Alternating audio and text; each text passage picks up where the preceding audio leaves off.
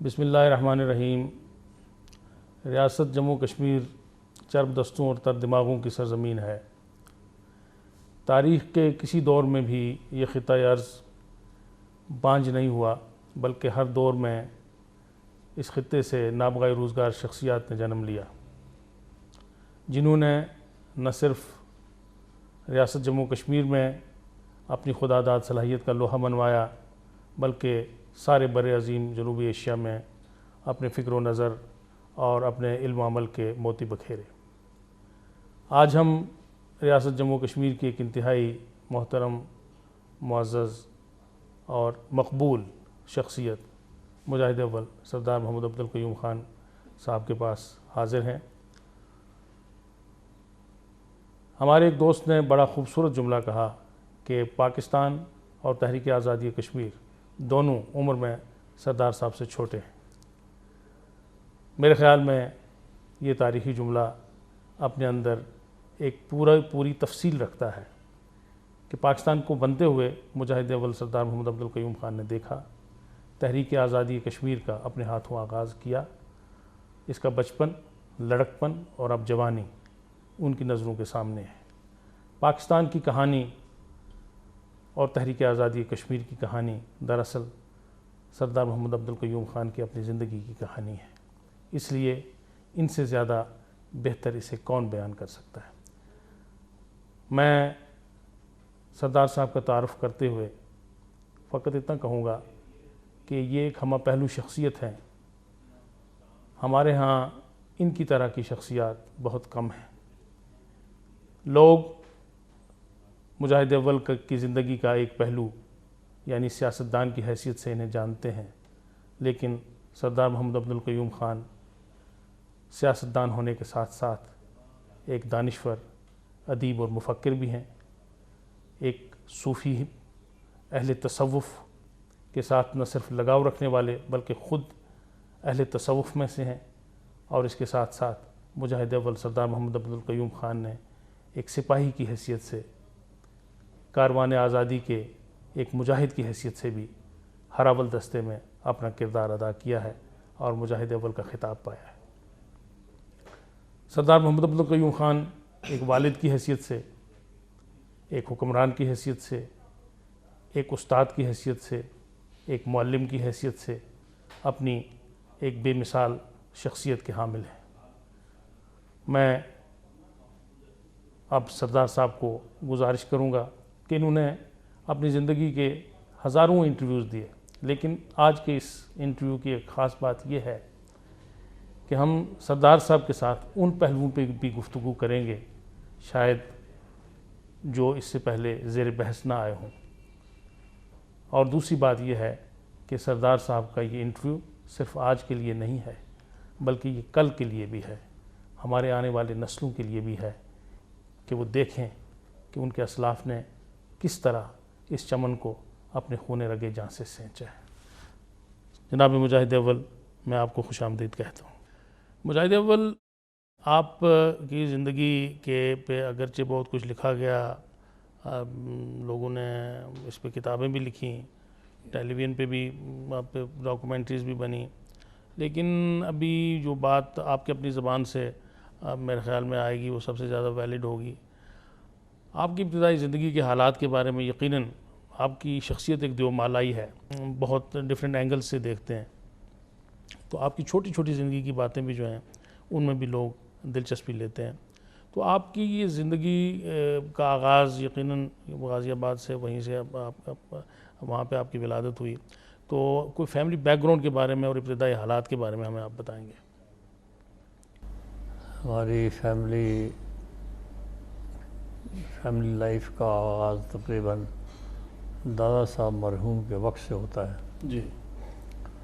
وہ ویسے بڑے جابر طبیعت تھے اور ایک بڑے کامل اکمل ولی اللہ کے مرید بھی تھے، ماشاء اللہ۔ اور وہ پیری مردی کا سلسلہ میری نسل تک چلا گیا ہے۔ جی، یہ پیری مردی کا میں نے خاص طور پر ذکر کیا، وہ اس لیے کہ پیر مریدی جو معروف معنی ہیں آج کل وہ تو ایسے ہی ایک تماشا ہے، اس کا کوئی مطلب نہیں ہے، جی لیکن یہ بہت گہرا تاثر والی پیری بیٹی تھی دادا صاحب کی بھی. پھر والد آپ کے صاحب دادا صاحب کا نام کیا تھا؟ قمر علی خان. قمر علی خان صاحب. جی ہاں. تو مجاہد والا آپ کہاں سے بنیادی طور پہ یہیں سے بلانگ کرتے ہیں یا یہاں سے یہ سال پچھلا ایک گاؤں ہے ریالہ جس کو کہتے ہیں، تو یہ لوگ دادا صاحب اور یہ لوگ وہاں سے شفٹ ہو کے آئے. نہیں وہ کہاں سے آئے تھے؟ وہ پتہ ہے اس بات کا؟ وہ اسی علاقے کے رہنے والے تھے کہ باہر سے نہیں، ابتدا سے؟ ابتدا سے ہی. میری معلومات تو یہی ہے. اچھا. نہیں بنیادی طور پہ تو آپ عربی النسل ہیں. جی ہاں عربی النسل. آپ عربی النسل ہیں. ہاں. اور کیونکہ خاندان وہ میں نے ان کو جی ایم سید سے کہا تھا، میں نے کہا آپ کیوں خواہ سندھی کو خراب کر رہے ہیں؟ آپ جوان لڑکے بھی کھڑے تھے سندھی. تو کہنا کیوں؟ میں کہا آپ اور میں تو ہم تو عربی النسل ہیں، چلیں واپس چلتے ہیں. آپ تو خواہ یہ سندھ دیش کا کہنا کہ میں نے کہا کہ 100 سال سندھی ہونا چاہیے. میں نے کہا وہ آپ نے کہا نا، آپ کے کہنے سے تو عرب تو سندھی نہیں ہو سکتا. پھر مجھے بغلگیر کہنے لگے آپ کے ساتھ پھر کسی اور بات لیکن یہ تو آپ نے سیکرٹ ہی رکھا نا ہمیشہ، کوئی پتہ کسی کو نہیں، کیونکہ نہ آپ نے کبھی عباسی ساتھ لکھا نہ کوئی صاحب کا لائقہ ساتھ لگایا. نہیں وہ اس لیے کہ جو لوگ جہاں رہتے ہیں بس وہی رہتے ہیں، اس میں تو کوئی. آپ کے والد گرامی کا اسم گرامی کیا؟ عبداللہ خان. عبداللہ خان صاحب. وہ کیا کرتے تھے؟ وہ فوج میں تھے. اچھا وہ فوج میں تھے. یعنی آپ کو political back ground as such نہیں تھا؟ نہیں کوئی پولیٹیکل بیک گراؤنڈ نہیں تھا. البتہ یہ تھا کہ اس علاقے میں وہ کھڑ پینچی جس کو کہتے ہیں نا، اچھا وہ تھی. میں دادا صاحب بڑے جابر طبیعت تھے، والد صاحب خود بھی. تو اس لحاظ سے کہ ان آج کل کے معنوں میں نہیں لیکن عملی دنیا میں وہ ایک نمائندہ حیثیت رکھتے تھے. اچھا. تو شاید وہ جرمس بھی مجھ میں ٹریول کیے ہوں، تو میری دلچسپی ادھر سیاست میں ہو گئی. تو سیاست کا کہاں سے آپ نے ابتدا؟ آپ کی تو وہ پولیٹیکل نہیں تھی، وہ تو جہاں تک میرا علم ہے عسکری زیادہ مزاج تھا آپ کا. جی ہاں عسکری مزاجاً عسکریت تھی، اور وہ خاص طور پر اس لیے کہ اس وقت پاکستان تقسیم ہو رہا تھا، بر صغیر تقسیم ہو رہا تھا. بر صغیر تقسیم ہو رہا تھا. تو ہر شخص کا ذہن چاہے وہ فوج میں تھا یا سول میں تھا، جہاں گئی تھا، وہ ان دنوں اسی سوچ میں لگا رہتا تھا، کوئی ہندوستان، کوئی پاکستان، کوئی کچھ. تو اس لحاظ سے. اور پھر پتہ نہیں شاہ جی سب باتیں یاد بھی نہیں رہتی. فوج میں رہتے ہوئے بھی میرا مزاج بہت غلط حد تک فوجی تھا. اچھا.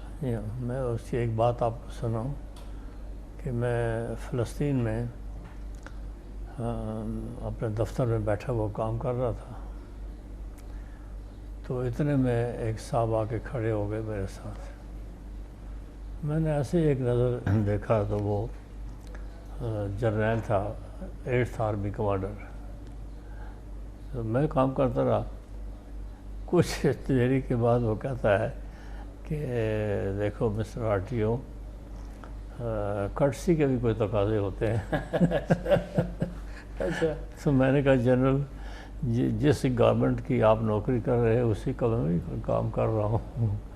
خیر بڑا خوش ہوا.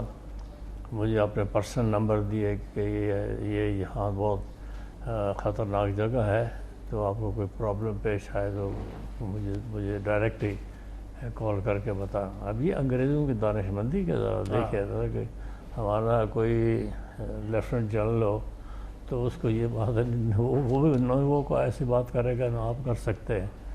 تو یہ اس طرح کا ایک عسکری مزاج تھا. عسکری. لیکن ہم بہت آگے آ گئے، ابھی تو پیچھے چلتے ہیں. ابھی آپ سے بڑی بات پوچھنی ہے آپ کے بچپن کی. بچپن میں کیسے تھے آپ؟ یہ تو سب لوگوں نے آپ کو جوانی میں آپ کی وہ فوجی وردی اور یہ سارا، بچپن میں کیسے تھے؟ شرارتی تھے، خاموش تھے، کیا صورت تھی؟ بچپن میں ایک سنجیدگی ضرور تھی، مجھے ابھی یاد پڑتا ہے. اور ایک بات جو اس عمر میں بھی میں کرتا رہا وہ یہ تھی کہ ہمارے گھر میں تو اس وقت تو پیسہ نہیں ہوتا تھا، وہی ملکہ کا سرخ پیسہ تھا، تو لیکن یہ کہ میں گھر سے پیسے چرا کے تو ارد گرد کوئی پتہ لگتا تھا کسی کا کوئی کھانے پینے میں کوئی کسر ہے، کوئی کمی ہے، تو میں ان کو فیڈ، ان کو نہیں پتہ ہوتا تھا بچپن میں بہت بچپن ابھی شاید سکول جانا شروع بھی نہیں کیا تھا، تو اس وجہ سے مجھے سب لوگ پیار کرتے تھے، عزت کرتے تھے. تو اب والد صاحب سے زیادہ مانوس تھے یا والدہ صاحب؟ نہیں، والدہ صاحب، والد صاحب تو ملازمت میں تھے. اچھا. یا اور تھے بھی ذرا سخت طبیعت، تو والدہ صاحبہ سے زیادہ مانوس تھے. تو آپ نے تعلیم کا آغاز اپنے گاؤں سے ہی کیا؟ تعلیم کا آغاز کیا میں نے اپنے گاؤں سے. ہاں. اچھا. قرآن کریم تو میں نے پڑھا پشاور میں. اچھا. یا وہاں والد صاحب وہاں تھے، ان پوسٹڈ تھے. ہاں، تو اس وجہ سے. اور پتہ نہیں کیا بات تھی، میں نے کہہ نہیں سکتا، پتہ بھی نہیں ہوتا کہ استاد بھی حیران تھے، کہتے تھے کہ یہ آپ نے کہاں پڑھا ہے قرآن کریم اور کتنی جلدی پڑھ لیا ہے. جب قرآن کریم پڑھنے کے بعد ختم کرنے کے بعد ایک تقریب انہوں نے منعقد کی کہ ہر لڑکا کچھ نہ کچھ سنائے گا، تو میں نے سورہ یاسین سنائی. تو پہلے تو جب میں نے پڑھنے لگا تو استاد نے کہا تو ان کو کس نے سکھائی ہے یہ، تو اس فنکشن کا تو یہ مقصود نہیں ہے. تو میں نے کہا نہیں آپ سن تو نہیں. ان کو شک تھا کہ شاید مجھے یاد نہیں ہے پوری طرح. تو میں نے وہ سنائی تو کہنے لگے کتنی دیر میں یہ یاد کی ہے. میں نے کہا جی وہی جو یہاں آپ کے پاس بیٹھتے ہیں اسی وقت میں یاد کی ہے. تو حافظہ ماشاء اللہ بہت تیز تھا. جی حافظہ تیز تھا. اور پھر سکولنگ میرے خیال آپ نے پونچھ سے کی؟ High school. ہائی اسکول پونچھ سے. کوئی اس دور کے آپ کے ساتھی ہم جولی جن کے ساتھ آپ کا؟ ایک دو ڈی آئی جی تھے نقی، ابھی 5-7 دن پہلے فوت ہوئے ہیں. جی. پھر اس کے علاوہ باقی تقریباً فوت ہو گئے سارے. یعقوب ہاشمی صاحب بھی تھے. یعقوب ہاشمی یہ شاید تھوڑا سا سینئر تھے ہم سے. باقی غلام حسین جعفری صاحب بھی میرے خیال آپ کے؟ جعفری صاحب بھی ساتھی تھے ہمارے. ہاں، جو میٹرک میں اکٹھے تھے. تو ان ساتھیوں میں اب تو میرے خیال میں کوئی حیات نہیں؟ کوئی زندہ آدمی مجھے ابھی یاد نہیں ہے کہ کوئی ان سے زندہ ہو. اچھا مجاہد اول کیا صورتحال تھی اس وقت جب یہ ڈوگرا راج تھا؟ اب تو لوگ ابھی اس بات کو چشم تصور سے بھی نہیں دیکھ سکتے. کیا اس خطے کی علاقے کی صورتحال کیا تھی؟ کیا وجہ تھی، کیا تنگی تکلیف تھی آپ کو کہ جس کی وجہ سے آپ نے یہ سمجھا کہ اس کے بغیر چارہ نہیں ہے کہ ڈوگرا کے خلاف بغاوت کی جائے یا عالم جہاد بلند کیا جائے؟ نہیں، وہ اس صورتحال کا کوئی تعلق میری سوچ سے نہیں ہے. اچھا. میری سوچ بالکل اپنی انڈیپینڈنٹ سوچ تھی، بغیر کسی دوسری ریلیونٹ ریزن کے. ریزن تو ہم نہ بھی ہو تو گھڑ لیتے تھے ریزن، لیکن یہ ہے کہ باقی حالات ایسے تھے کہ پاکستان جب بن گیا تو اس وقت ایک اور کشمکش شروع ہوئی تھی ریاست میں، اور وہ یہ تھی کہ کشمیر ہندوستان سے ملے یا پاکستان سے ملے. ٹھیک. ہندو لیڈرشپ جو ہے وہ بار بار ان کا آنا جانا کشمیر میں، اور مہاتما گاندھی خود بھی آئے تو کوشش جاری تھی اس طرف سے کہ مہاراجا جو ہے وہ پاکستان کا الحاق کشمیر کا الحاق انڈیا کے ساتھ ٹھیک کرے. اور ایک جعلی فیک ڈاکومنٹ ان پرائم منسٹر سے تیار کروایا ایکسیشن کا. ٹھیک. جس کی ابھی تک وجود کہیں نہیں ملا. وجود نہیں. وہ دلی ایئرپورٹ پر گیا، جب اترا وہ پتہ نہیں کیا نام تھا اس کا، چیف منسٹر تھا کشمیر کا، تو ڈاکومنٹ لگاتا گیا کہ ہیئر از دی ڈاکومنٹ، لیکن کوئی ڈاکومنٹ تھا نہیں. اچھا مجاہد اول، ایک اس میں سوال جو ابھرتا ہے وہ یہ ہے کہ تحریک پاکستان کی ساری جدوجہد جو تھی وہ پولیٹیکل تھی، وہ عسکری نہیں تھی. تحریک آزاد پاکستان کی، ہاں لیکن ہم لوگ آپ نے یہاں عسکری شروع کی. ہاں ہم نے عسکری یہ ڈیویشن کیوں کی؟ یہ ڈیویشن تھی یا اسٹریٹجی تھی؟ یہ ڈیویشن بھی تھی، میں یہ بات سمجھتا ہوں. اور اس وقت ہماری جو ہم چند لوگ جو عسکریت کو سمجھتے تھے ضرورت ہے، ہماری سوچ یہ تھی کہ اگر چند دنوں کے اندر یہ تحریک نہ شروع کی گئی اور مہاراجا کا انتظار کیا گیا تو ہندوستان کشمیر کو قبضہ کر لے گا، سارے کشمیر پر فوجی قبضہ کر لے گا. اچھا. اور اس پر کئی لوگوں کی رائے اتفاق تھا. مجاہد اول، یہ ابھی باتوں میں ایوب خان صاحب کا ذکر آیا. کچھ لوگ جو مہربان ہیں وہ یہ بھی کہتے ہیں کہ آپ نے ایوب خان کی حمایت کی، اور اس طرح ایک تو یہ بتائیں گے آپ کہ آپ نے کی یا نہیں کی. ایوب خان کو حمایت کر رہا ہوں کہ میں ابھی کوئی جرم نہیں سمجھتا. جی. مؤثر ماضی کر کے اگر دیکھیں تو ایوب خان نسبتاً بہت بہتر آدمی تھے، بلکہ وہ شخص اللہ کی مہربانی والے آدمی تھے. اچھا. وہ یہ کہ لوگوں کا حافظہ ٹھیک ہو تو ان کو پتہ ہوگا کہ سب سے پہلے میں نے مخالفت کی. جب ماشاء اللہ لگا تو لوگ زبان نہیں کھولتے تھے، ڈرتے تھے، تو میں نے مخالفت کی ماشاء اللہ کی، اور ایک سٹیٹمنٹ دے کے بالکل. پھر اس کے بعد جب الیکشن کا وقت آیا تو اس وقت بھی میں نے ایوب خان کی مخالفت کی، بلکہ میری اور قائد ملت کی آپس میں تلخی ہو گئی تھوڑی سی. جی. تو بہرحال وہ میں جب، اور ایوب خان صاحب کو اس کا احساس بھی بعد میں ہوا، کیونکہ مجھے پتہ لگا کہ میرا الیکشن جب ہو رہا تھا 71 میں، تو اس دن ایوب خان ساری رات ٹیلی فون پر رہے اور کہتے رہے کہ ایسا نہ ہو کہ مسلم کانفرنس ہار جائے. تو مگر ایک اصولی بات ہے، یعنی مجھے وہ ایوب خان کی ذات کا سوال نہیں تھا، نہ کسی اور کی ذات کا. تو ایک اصولی بات ہے کہ میں پاکستان میں ماشاء اللہ کا حامی نہیں تھا کبھی بھی، لیکن ایک واقعہ جب ہو رہا ہوں تو اس وقت وہ جو چودھری محمد علی اللہ مغفرت کرے، ان سے میری ناراضگی رہی. وہ ناراض رہے مجھ سے، بات کرنے نہیں کرتے تھے. لیکن میں ایک دن دروازہ کھول کے گیٹ کریش کر کے اندر چلا گیا. وہ بیٹھے ہوئے تھے، کچھ اور لوگ بھی تھے. تو میں نے کہا جی آپ کیوں خفا ہیں مجھ سے؟ کہنے لگے آپ نے بہت حمایت کی 65 میں فیلڈ مارشل کی. میں نے ان کو بتایا کہ سچویشن کیا تھی، اس سچویشن میں ہم کیا کرتے اگر ہم پاکستان گورنمنٹ کی حمایت نہ کرتے.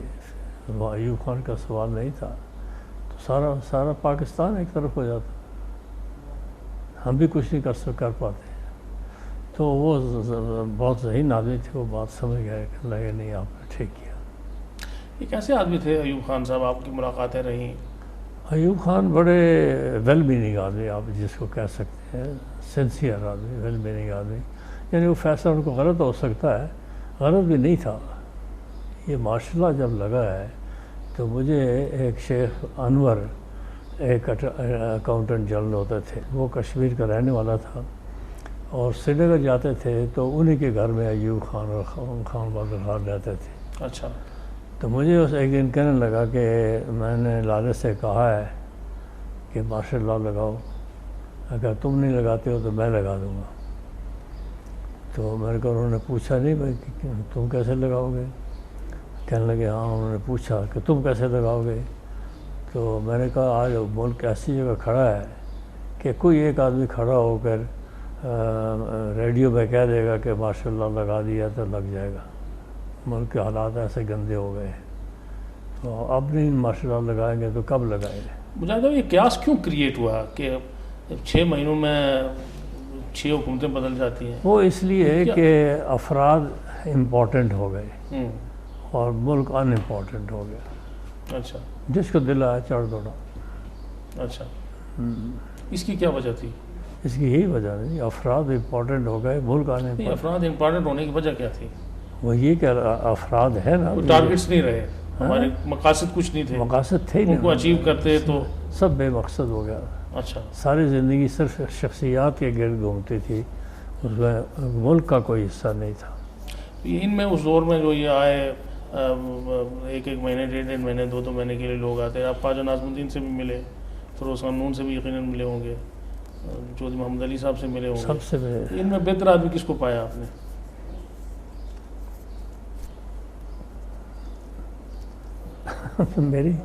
میری چوائس کا معیار اصل میں بہت مختلف ہے. ایسے لوگ تھے سارے ہی، لیکن وہ شخص جس کی کمٹمنٹ پاکستان ہو وہ نہیں تھے. وہ نہیں تھا. وہ نہیں تھے. آپ قائد ملت سے بھی ملے؟ لیاقت علی خان، ہاں جی، ان کو ملا، اور انہوں نے رانا کوٹ کے ارد گرد، تارخل کے ارد گرد جو جلسہ ہوا تھا جی، اس میں مجھے بھی انہوں نے بلایا تھا. اچھا. تو رات کو ملاقات ہوئی، جلسے میں تو نہیں ہو سکی. تو اس میں قائد ملت تھے، میں تھا، اور مولوی باری تھے، مسلم لیگ کے صدر تھے اس وقت پنجاب کے. اچھا. تو میرا تعارف انہوں نے کروایا کہ مجاہد اول فلاں، تو کہا کہ مجاہد آخر بھی. اچھا. لیکن جو گفتگو ہوئی وہاں، تو میں نے چوہدری صاحب کو باہر نکل کر کہا کہ آپ نے بڑا ظلم کیا، آپ نے اس شخص کو ناراض کر دیا. اچھا. لیاقت علی خان کو. کیا وجہ ہوئی ناراضگی کی؟ وجہ یہ ہوئی کہ انہوں نے پوچھا لیاقت علی خان سے، لیاقت علی خان نے پوچھا، بلایا اسی لیے تھا انہوں نے کہ چوہدری صاحب آپ کی کیا رائے ہے مسلم لیگ کے بارے میں. تو انہوں نے کہا کہ مسلم لیگ کو علیحدہ رکھنا چاہیے حکومت سے. تو میں نے دیکھا کہ ان کا چہرہ سیاہ ہو گیا لیاقت علی خان کا. اچھا. وہ یہ توقع لے کے پوچھ رہا تھا نا کہ یہ کہیں گے کہ نہیں آپ ان کو اکٹھا کریں. اور جس طرح ادھر انہوں نے مسلم کانفرنس کو الگ رکھا تھا. مسلم کانفرنس الگ رکھا تھا. تو وہ کہنے لگے نہیں آپ کو ایسے ہی خیال ہے. میں نے کہا نہیں جی میری بات یاد رکھیں گے، بہت غلط کام کی، چھوڑ دیتے، مجھے کوئی جواب ہی نہ دیتے. پھر چودھری غلام عباس کی مخالفت شروع ہو گئی ہر جگہ جگہ حکومتی سرکل سے. اس سے پھر سارا دیکھیں سارا نظام ڈسٹیبلائز ہوتا رہا، سٹیبل نہیں ہو سکا. کبھی ایک نے کیا، پھر دوسرے نے کیا، پھر تیسرے نے کیا، ڈسٹیبلائز، اور سازشوں کا شکار ہو گیا. پاکستان پہلے دن ہی ایسا تھا کہ سازشوں کا شکار بن گیا. قائد اعظم کی آنکھ بند ہوتے ہی سارا کمپلیکشن، سوشل کمپلیکشن جو تھا وہ سارا بدل گیا تھا. اچھا مجاہد اول، یہ جو قائد ملت کے دونوں بڑے رہنما تھے، چودھری غلام عباس صاحب بھی اور نوابزادہ لیاقت علی خان صاحب بھی، ان کے دور میں ایک معاہدہ ہوا، معاہدہ کراچی جسے معاہدہ کراچی، اس میں بڑا آبجیکشن ہوتا ہے کہ یہ ایک معاہدہ ایسا کیا گیا کہ جس کی وجہ سے ہماری اسٹیٹ کی حیثیت جو ہے بڑی متاثر ہوئی ہے. یہ ایسے لوگ کہتے رہتے ہیں جی اسٹیٹ کی حیثیت متاثر ہو گئی. وہ معاہدہ یہ تھا کہ جس حد تک مجھے یاد ہے کہ پاکستان کے ساتھ ناردرن ایریا کا ارینجمنٹ کیا ہوگا، تو وہ انہوں نے باقی تو طے کر لیا سارا، کیونکہ ناردرن ایریا کی اسپیشل حیثیت تھی، وہ اس سے باقی طرف پاکستان کے علاقوں کی طرح نہیں، وہ تو کل تک سال تک. جی ہاں. اور اس میں کس کس کا رول کیا ہوگا. گورنمنٹ کی طرف سے سائن کیے سردار ابراہیم خان نے، اور پاکستان کی طرف سے چودھری غلام عباس صاحب نے اپنے دستخط سے لکھا اس دستاویز پر. مسلم کانفرنس کی طرف سے، مسلم کانفرنس کی طرف سے، پاکستان کی طرف سے. ہاں مسلم کانفرنس کی طرف سے لکھا چودھری صاحب نے کہ جہاں تک مسلم کانفرنس کا تعلق ہے وہاں تک میں اس سے اتفاق کرتا ہوں. اچھا. تو کوئی نہ صلاح اٹھتا تھا نہ کچھ تھا. سچویشن ہی ایسی تھی جس وقت جس کو ہینڈل کرنا مشکل تھا، ڈیفیکلٹ سچویشن تھی. ادھر چائنا کا علیحدہ تھریٹ تھا، ادھر برٹش گورنمنٹ کا علیحدہ ایک موقف تھا، ریاست کا ایک علیحدہ موقف تھا. یہ بالکل ایک ہنگامہ خیز صورت تھی. تو اس کو اکاموڈیٹ کرنا چاہیے تھا. وہ آپ نے کوئی پریکٹیکل کوئی سرنڈر نہیں کیا اس وقت ناردرن ایریا سے؟ دستکش نہیں ہو گیا آپ اس وقت؟ نہیں بالکل نہیں دستکش ناٹ ایٹ آل. البتہ اس کی انتظامیہ میں نظام و انصرام میں دخل آ گیا تھا، کیونکہ وہ سبسٹیچیوٹ کر رہے تھے برٹش گورنمنٹ کو اس کے متبادل، تو وہ ایک آ گیا تھا. اور وہ ابھی ہوتا تو بہت اچھی بات تھی. اور بہتر صورت اس وقت پاسبل نہیں تھی؟ میں تب صورت پاسبل نہیں. پاسبل نہیں.